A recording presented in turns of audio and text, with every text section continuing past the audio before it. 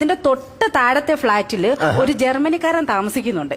ജർമ്മനിക്കാരൻ താമസിക്കുന്നുണ്ട്. ഞങ്ങൾ പരസ്പരം വെറുതെ ഒന്ന് പരിചയപ്പെട്ടതാ. പരിചയപ്പെട്ട് ഇപ്പൊ അതങ്ങ് ഭയങ്കര ശല്യമായി. ശല്യമായിട്ട് ഇപ്പൊ പുള്ളിക്കാരനെ വിസയും പാസ്പോർട്ടും ഒക്കെ റെഡിയാക്കി വെച്ചിരിക്കുക, എന്നെ കൂടെ ജർമ്മനി കൊണ്ടുപോകണമെന്നും പറഞ്ഞിട്ട്. അവിടെ വരെ മൂത്തോ കാര്യങ്ങള്.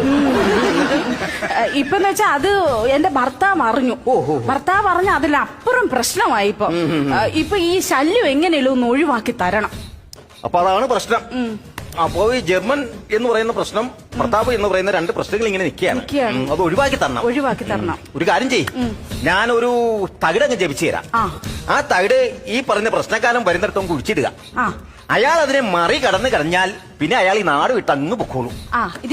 ആര് വരുന്നിടത്ത് കുഴിച്ചിട്ടുണ്ട്? ഈ ജർമ്മനിക്കാരൻ വരുമല്ലോ ശല്യമായിട്ട്, അപ്പോൾ അയാൾ അത് മറികടക്കുക, അയാൾ ഈ നാട് അങ്ങ് വിട്ടു പൊക്കോളൂ. അയ്യോ, ജർമ്മനിക്കാരൻ പോവണ്ട, പിന്നെ ഭർത്താവ് പോയാ മതി.